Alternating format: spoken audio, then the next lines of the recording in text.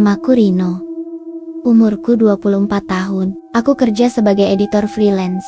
Kebanyakan ngerjain naskah dari rumah. Dan belum lama ini, aku harus balik ke Semarang. Karena kakekku meninggal dunia. Kakek yang selama ini jadi satu-satunya keluarga dekatku. Di kota itu, jujur, walaupun udah lama tinggal di Jakarta, aku tetap merasa punya ikatan khusus sama beliau. Waktu kecil, aku sering main ke rumahnya tiap libur sekolah. Jadi kehilangan beliau rasanya kayak kehilangan bagian dari masa kecilku juga. Kakek memang sudah lama sakit, tapi tetap aja pas dengar kabar beliau meninggal, aku langsung drop. Mungkin karena aku gak bisa temani beliau di saat-saat terakhirnya. Beliau tinggal sendiri di rumah tua warisan keluarganya, yang letaknya di ujung gang kecil, di daerah Kota Lama, Semarang. Yang bikin agak merinding, rumah itu berbatasan langsung sama pemakaman tua, peninggalan Belanda. Orang-orang sekitar biasa nyebutnya kuburan angker. Karena katanya, banyak kejadian aneh yang sering muncul dari sana, mulai dari suara anak kecil, ketawa tengah malam, sampai penampakan bayangan hitam yang suka ngelilingin pagar makam. Hari pemakaman kakek, suasana mendung, kayak ikut berduka. Hujan rintik-rintik turun sepanjang prosesi, bikin tanah jadi becek dan dingin menusuk. Tapi yang lebih dingin lagi adalah obrolan bisik-bisik para tetangga. Beberapa orang tua di sekitar rumah kakek sempat ngomongin sesuatu yang bikin aku mikir. Salah satu dari mereka bilang, 3 malam terakhir, Pak Tarmo suka ngomong sendiri, kayak ngobrol sama anak kecil gitu, suaranya pelan, tapi jelas banget. Aku cuma diam waktu dengar itu. Kupikir, mungkin kakek lagi halusinasi, karena udah tua dan sakit. Atau, bisa aja, memang ada yang nemenin beliau malam-malam. Tapi ya, siapa juga yang mau mikir jauh-jauh ke situasi mistis. Aku terlalu sibuk ngurus pemakaman dan segala urusan rumah warisan. Sampai akhirnya, sepupu jauhkulah yang ngasih titipan terakhir dari kakek, sebuah catatan kecil ditulis tangan beliau sendiri. Kertasnya udah agak kuning dan tulisannya goyah, kayak ditulis pas kondisi beliau udah lemah. Tapi isinya cukup jelas. Rino, 3 malam setelah aku pergi, datanglah ke rumah sendirian. Malam hari, jangan lupa bawa bunga melati, letakkan di depan pintu belakang. Jangan ditanya kenapa. Lakukan saja. Aku baca catatan itu sambil merinding. Bukan karena serem, tapi karena aneh. Kenapa harus malam hari? Kenapa harus sendiri? Dan kenapa harus bunga melati?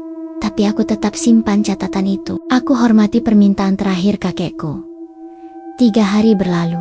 Malam itu, tepat pukul 9 malam, aku sampai di depan rumah kakek. Aku sengaja datang agak malam, sesuai pesan di catatan. Di tangan kiriku, ada sebungkus bunga melati yang aku beli dari pasar sore tadi. Jalanan sepi banget. Bahkan suara jangkrik pun kayak takut bunyi. Rumah kakek terlihat lebih tua dan menyeramkan dari yang aku ingat. Lampunya mati total. Hanya cahaya bulan yang menyorot dari sela-sela awan. Aku masuk ke halaman depan, buka kunci pintu rumah yang masih aku simpan. Derit pintunya langsung menyambut dengan suara khas rumah tua. Aroma lembab langsung menyapa hidung. Aku nyalakan satu lampu di ruang tamu. Lampu bohlam kuning yang remang-remang. Rumah itu masih sama, penuh kenangan masa kecil. Foto-foto tua, kakek dan nenek tergantung di dinding. Berdebu, tapi tetap kokoh. Tapi entah kenapa, malam itu rasanya berbeda. Perlahan aku jalan ke dapur belakang, melewati lorong sempit yang gelap. Saat aku buka pintu belakang, angin malam langsung menyapa wajahku. Dingin dan lembab. Di sanalah aku meletakkan bunga melati itu, tepat di depan pintu, seperti yang diminta. Setelah itu aku balik lagi ke ruang tamu, duduk di kursi rotan tua, sambil mencoba menenangkan pikiran. Tapi makin lama aku duduk, makin gak tenang rasanya. Bulu kudukku berdiri, perasaanku gak enak, Kayak ada sesuatu yang ngeliatin aku dari kejauhan. Aku coba cuekin, berpikir mungkin cuma perasaan aja. Tapi, waktu aku noleh ke arah jendela, belakang yang sedikit terbuka, aku lihat sesuatu. Ada sosok kecil berdiri diam di luar, tepat di samping pagar pemakaman tua yang kelihatan dari jendela. Aku langsung berdiri dan mendekat pelan, samar-samar.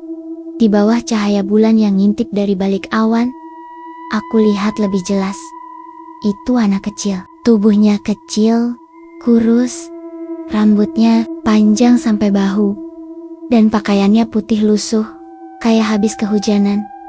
Tapi yang bikin aku benar-benar ngeri adalah matanya. Matanya hitam, bukan sekadar pupilnya, tapi seluruh bola matanya benar-benar hitam pekat, tanpa warna putih sedikit pun. Dia nggak berkedip, nggak senyum, cuma berdiri diam. Matanya lurus mengarah ke jendela tempat aku berdiri. Jantungku berdetak makin kencang. Kakiku mendadak berat. Aku mundur beberapa langkah, sambil terus mantengin sosok itu. Tapi saat aku berkedip, dia udah nggak ada. Hilang kayak kabut yang tertiup angin. Aku langsung tarik gorden dan duduk lagi. Tapi kali ini tubuhku gemetar. Keringat dingin mengucur dari pelipis. Aku nggak berani buka pintu, apalagi keluar. Dan di saat aku mulai menenangkan diri, dari arah dapur belakang, tempat aku tadi naruh bunga melati, terdengar suara kecil, pelan banget, nyaris kayak bisikan, tapi aku dengar jelas. "Terima kasih Om." Suara anak kecil, tapi datar dan gak asing. Malam itu, aku tahu, rumah kakek gak benar-benar kosong, dan bunga melati itu bukan sekadar syarat ritual biasa. Mungkin itu bentuk perjanjian lama yang aku belum tahu ujungnya. Malam itu, aku tidur di ruang tamu rumah kakek. Sebenarnya gak niat menginap, tapi karena udah larut dan tubuhku rasanya lemas banget. Setelah kejadian tadi, aku putuskan tidur seadanya di sofa tua yang dulu sering jadi tempat kakek baca koran. Lampu tetap aku biarkan menyala, walau cahayanya cuma reda primang. Tapi jujur, aku gak bisa benar-benar tidur. Mataku terpejam, tapi pikiran terus muter-muter. Suara anak kecil tadi, "Terima kasih Om." Itu bukan halusinasi. Aku denger. Jelas, suaranya muncul dari arah dapur belakang. Tepat dari tempat aku naruh bunga melati. Jam dinding menunjukkan pukul 2:10. Udara makin dingin.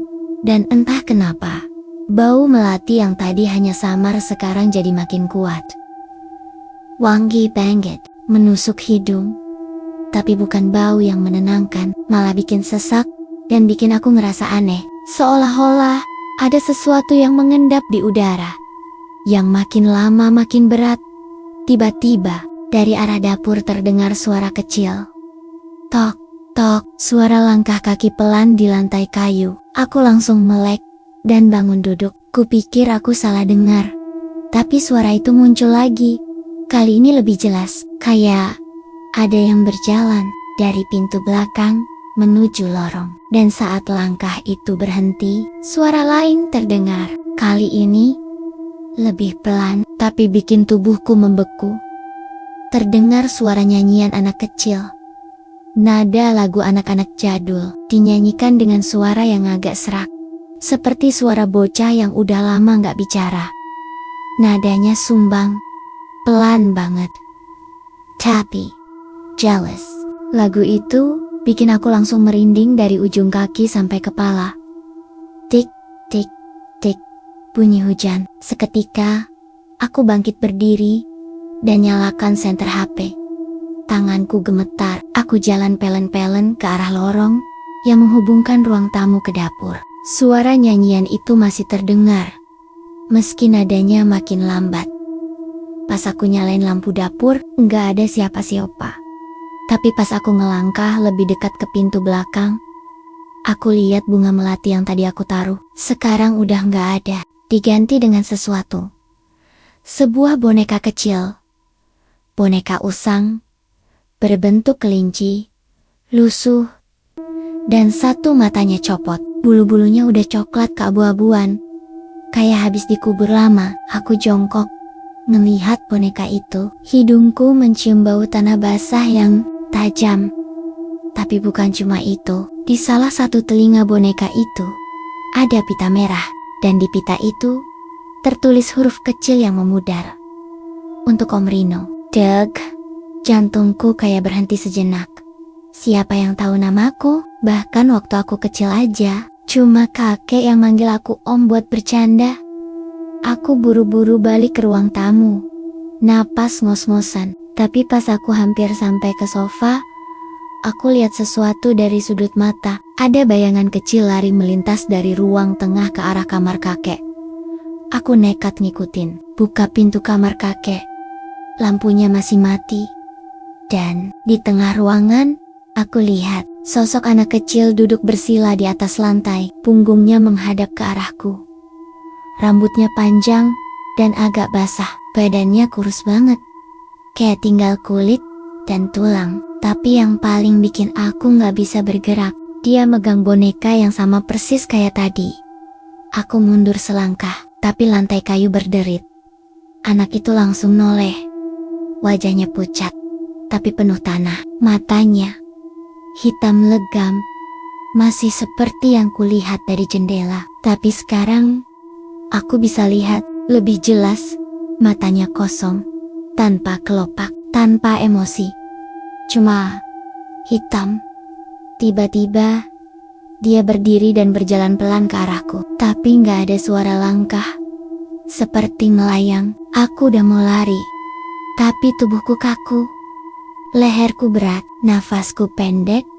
Lalu, dia berhenti tepat di depanku. Berdiri diam, hanya beberapa langkah.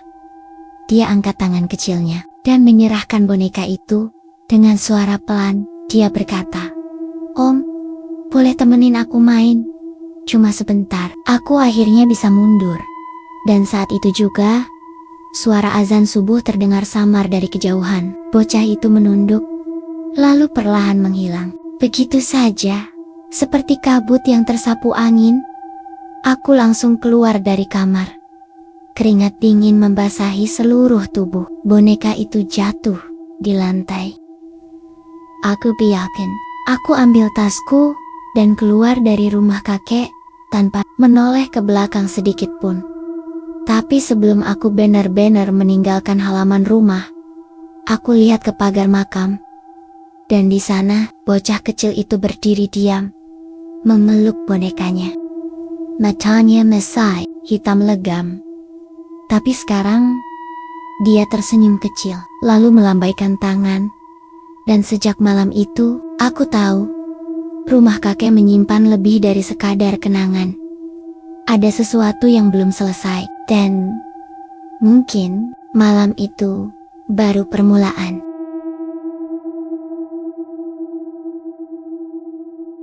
Sejak malam itu, hidupku berubah. Aku gak bisa tidur nyenyak selama beberapa hari. Setiap kali memejamkan mata, wajah bocah kecil itu muncul dalam mimpiku. Matanya yang hitam legam, senyumnya yang kosong, dan suaranya yang datar terus terngiang. Di kepalaku, "Om, temenin aku main." Kalimat itu jadi semacam bisikan yang muncul, entah dari mana. Bahkan ketika aku udah balik ke tempat kos, jauh dari rumah kakek, rasanya seperti dia masih ngikutin. Suara-suara kecil sering terdengar dari balik pintu. Lampu sering kedip-kedip tanpa alasan. Dan yang paling bikin aku nggak tenang setiap pagi, di depan pintu kamarku, ada setangkai bunga melati, segar, seperti baru dipetik.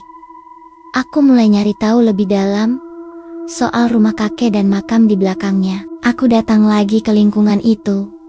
Siang hari, ketemu beberapa tetangga lama yang kenal dekat dengan kakek. Salah satu dari mereka, Bulani, seorang ibu parubaya yang tinggal di gang seberang, akhirnya buka cerita yang bikin darahku dingin. Dulu, puluhan tahun lalu, sebelum rumah itu diwariskan ke kakekku, ada keluarga yang tinggal di sana. Mereka punya satu anak perempuan, namanya Sari. Umurnya baru 6 tahun. Suatu malam, Sari hilang.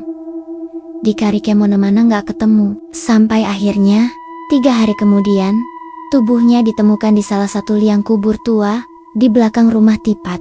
Di bawah, pohon besar yang sekarang udah hampir roboh. Yang bikin ngeri, tubuhnya dipeluk erat sama boneka kelinci. Dan matanya hilang. Warga waktu itu heboh. Banyak yang bilang Sari bukan sekadar hilang, tapi diambil. Karena seminggu sebelum kejadian, katanya Sari sering bicara sendiri dan suka duduk berjam-jam menghadap ke makam tua. Beberapa malam sebelum hilang, ibunya sempat dengar dia bisik-bisik, "Aku mau ikut mereka main." Setelah kejadian itu, rumah itu kosong lama. Sampai akhirnya dibeli murah oleh kakekku. Anehnya, kakek nggak pernah cerita soal kejadian itu. Tapi dari info Bulani, kakek sering taruh bunga melati di pintu belakang setiap malam Jumat. Katanya, buat temani yang kesepian. Saat aku dengar semua itu, rasanya tubuhku lemas. Jadi selama ini, kakek menjaga agar arwah anak itu tetap tenang. Dan saat kakek meninggal, semuanya jadi kacau. Aku putuskan untuk kembali ke rumah itu sekali lagi. Bukan buat tinggal, tapi buat ngelakuin satu hal. Malam Jumat, aku bawa bunga melati, boneka kelinci yang dulu ditinggalkan bocah itu, dan lilin kecil. Aku letakkan semuanya di depan nisan kecil yang tersembunyi di balik pohon besar, persis seperti yang diceritakan Bulani.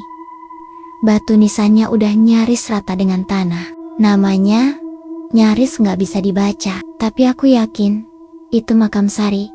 Aku duduk di sana cukup lama, membakar melati sambil menunduk. Angin malam cukup dingin, tapi gak sedingin malam-malam sebelumnya.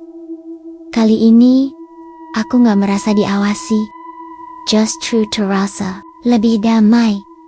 Mungkin dia ngerti kalau aku datang bukan buat ganggu. Tapi saat aku hendak pulang, sesuatu terjadi. Dari arah pepohonan di ujung makam, muncul kabut tipis yang bergerak pelan. Di tengah kabut itu, terlihat sosok kecil berdiri, sosok bocah perempuan, dengan rambut panjang dan gaun putih lusuh. Tangannya memeluk boneka kelinci. Dia berdiri diam, memandangi bunga melati yang terbakar perlahan di depanku. Aku berdiri, dan tanpa sadar, bibirku bergetar. Sari. Dia nggak menjawab, tapi dia mengangguk pelan. Lalu, perlahan, senyumnya muncul. Kali ini berbeda, bukan senyum kosong seperti sebelumnya, tapi seperti senyum lega. Dia berjalan mundur, masuk ke kabut. Dan saat kabut itu menghilang, begitu juga dengan dia. Tapi, ada satu hal yang tertinggal di tanah. Di dekat kakiku, sebuah pita merah kecil, seperti yang dulu ada di telinga boneka kelinci.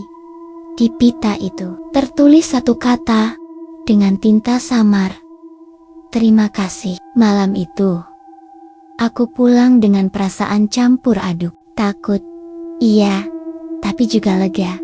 Mungkin ini caraku menepati amanah kakek dan juga menenangkan arwah yang selama ini kesepian. Tapi sejak malam itu juga, aku selalu ingat pesan kakek. Jangan lupa bunga melati, karena konon, arwah anak kecil tidak pernah benar-benar pergi. Mereka hanya tertidur. Dan kalau suatu malam kamu mendengar suara kecil mengetuk jendela atau nyanyian lembut di tengah hening, mungkin itu tandanya dia ingin bermain lagi.